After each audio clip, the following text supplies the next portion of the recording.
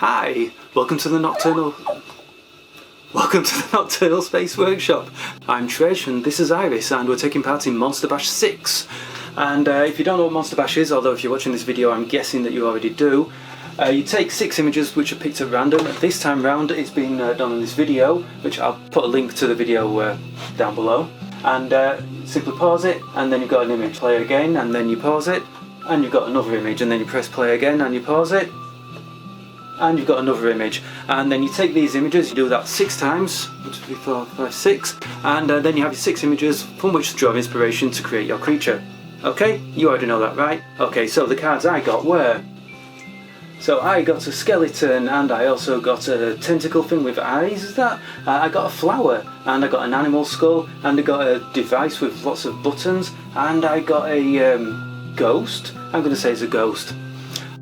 So those are the cards I drew. I had to make a creature from those, and this is how I ended up making that pile of shit. So those are the cards I drew. You've already seen the thumbnail, you know what I've made. In all honesty, as I record this, I've already made it, so I know what I've already made as well. But this is how I made the thing that I made, that you've seen and I've seen, and we all know what we're doing anyway. So those are the cards I drew, and this is how I made the thing that I made. Didn't I? Yes, thank you, Iris. Yes, I love you too.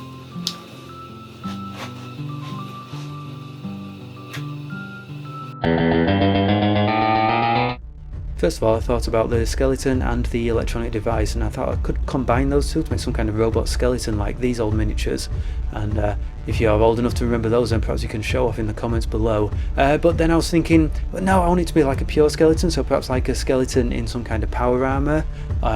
So it's like a zombie that's in a power armor, some kind of undead space person. I don't know. I was thinking about that. I didn't like the idea though, because I wanted it to be like an actual skeleton.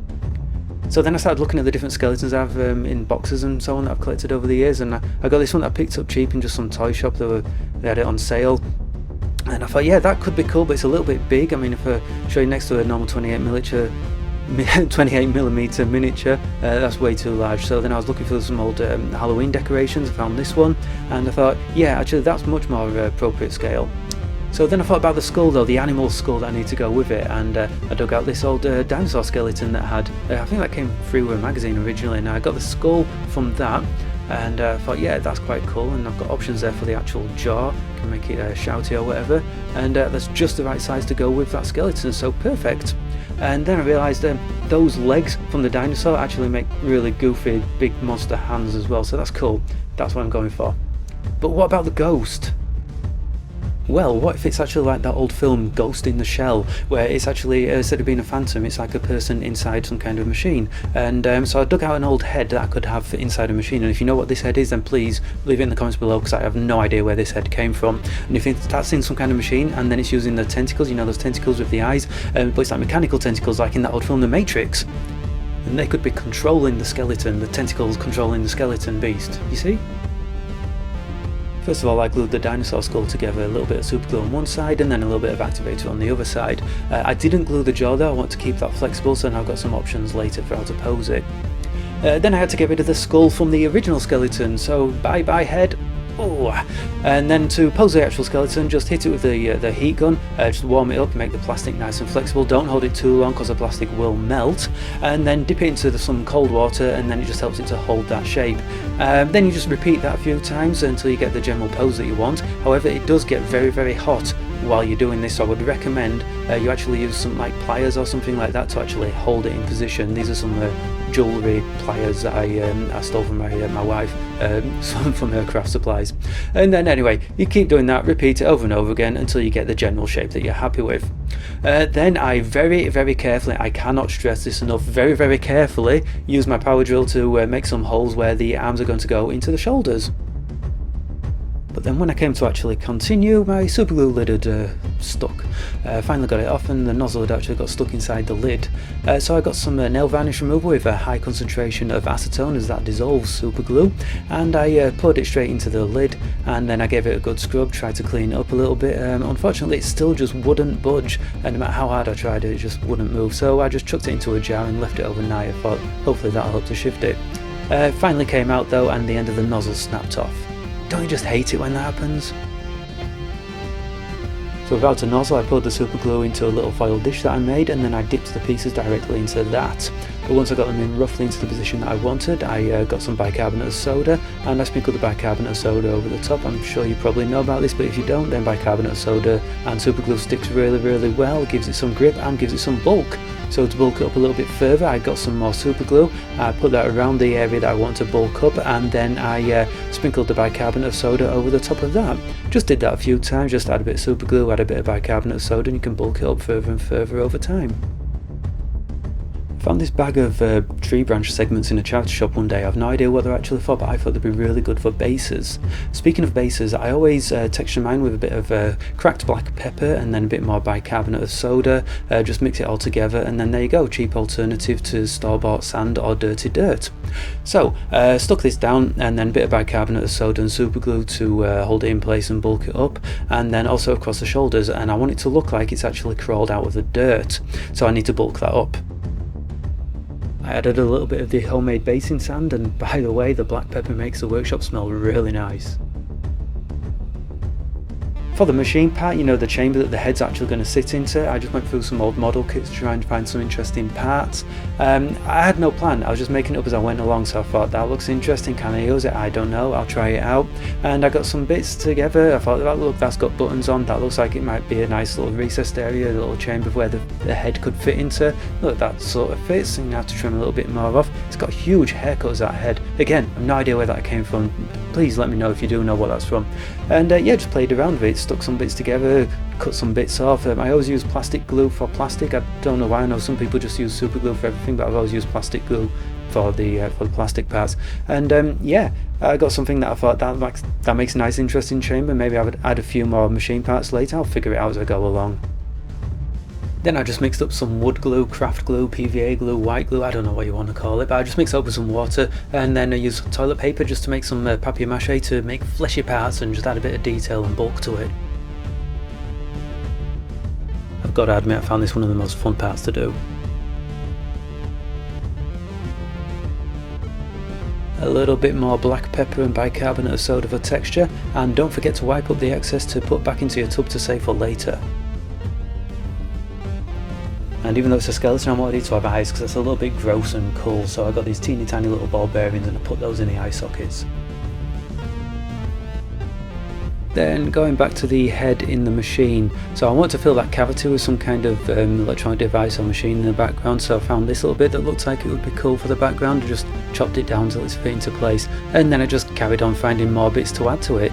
You know, just going through kit pieces, cutting bits off, sticking bits on, trimming bits down, just playing around with it. I mean, that is the fun of kit bashing.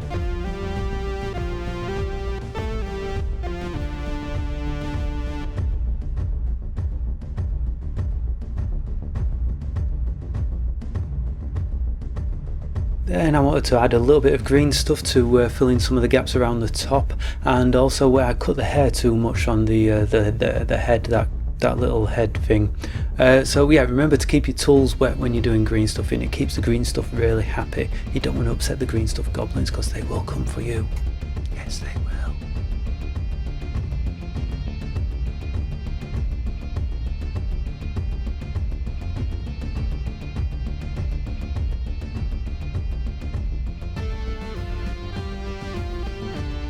For the tentacles, I got a guitar string which I cut into 3 equal parts, and I wanted it to wrap around the body, so I needed it to be like a coil shape. So I got some pliers. These are the jewellery pliers that I stole from my wife. Don't tell her. And then wrapped them around as tightly as I could, so hopefully it would keep the coil shape.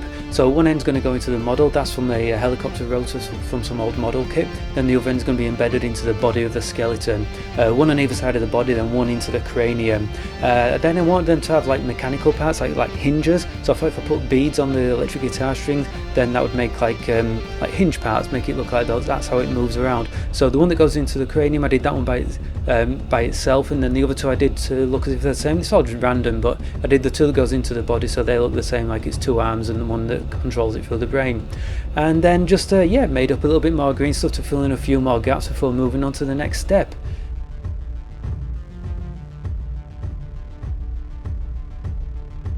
The next step being, of course, attaching the tentacles to the device and the beast.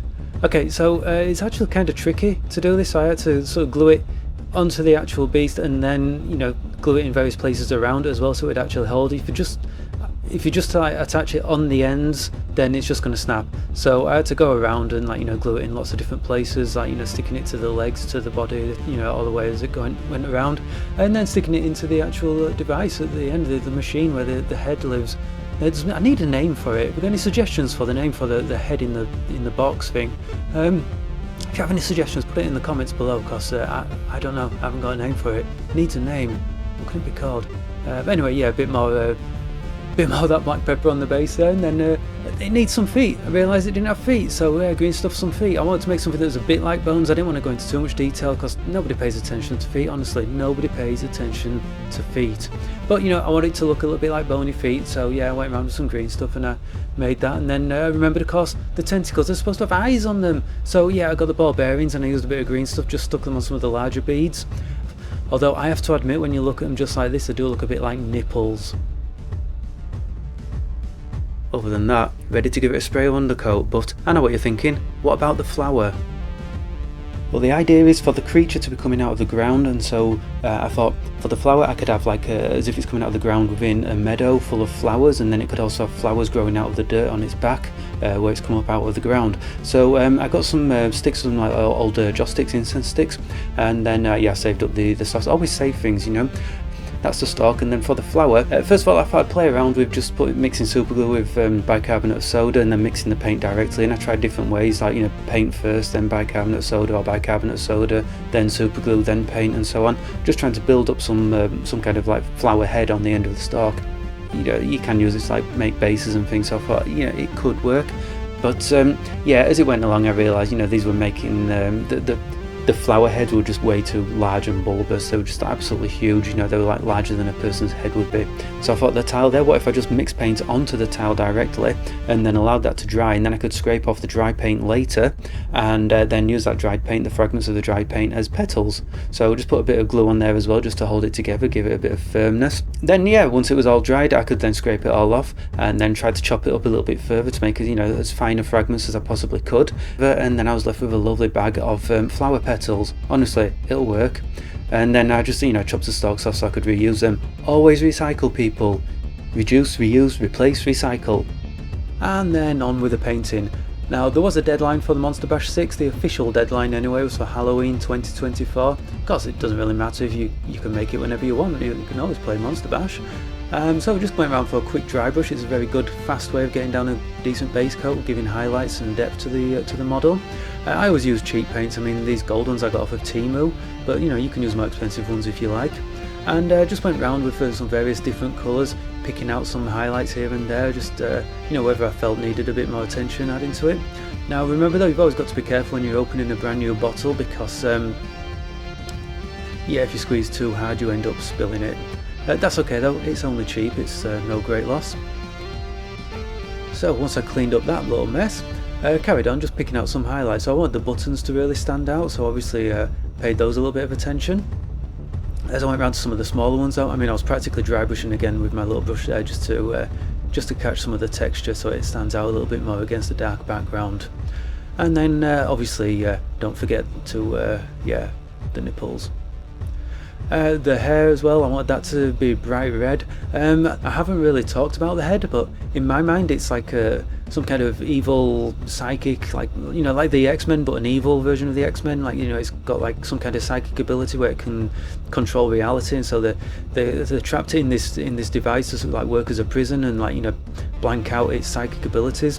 And so yeah, but then it's been able to like cobble together and extend the machine, and that's where the tentacles came from. So in my mind that's what it is, and then it's using its psychic abilities through the tentacles to actually resurrect this being out of the ground. So yeah, just went round and with the painting and added some more highlights here and there, and then obviously waited patiently for it to dry naturally.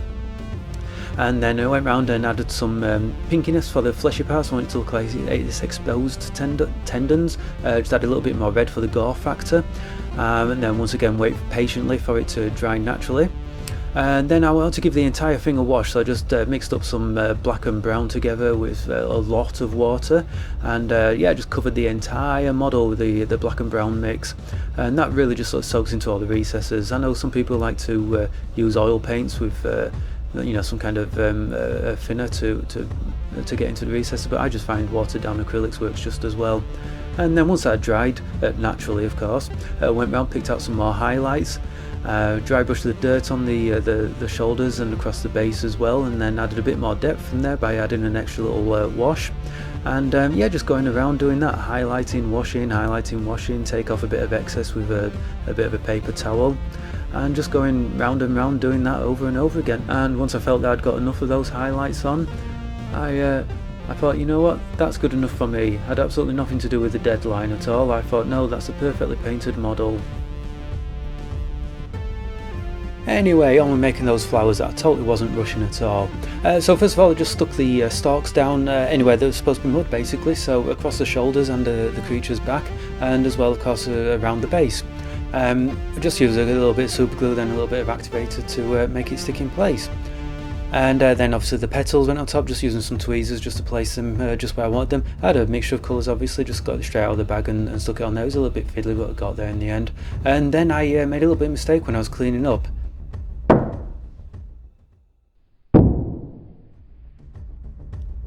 Okay, so I didn't actually notice that I'd knocked the glue over at first, but when I did notice that I'd knocked it over, I thought, you know what, I do actually need some more super glue to stick some static grass onto the base and across the shoulders where the mud's supposed to be, you know, just like with the flowers. So I figured I may as well use that little puddle of super glue as like a reservoir to then put the super glue onto the base and across the shoulders, and then just, you know, cover it in static grass, and then that's it done basically. So it was good enough to take some pictures, stick it on Instagram. I managed to do it just in time for Halloween as well, so it was all good in the end. But what about that little bit of super glue that's on there? Okay, here's a little bit of a cautionary tale. Don't bother trying to use the high acetone nail varnish remover to remove super glue from your cutting board, because it didn't really shift the super glue, and to the cutting board it, well, I'll let you just watch and see for yourself what happens.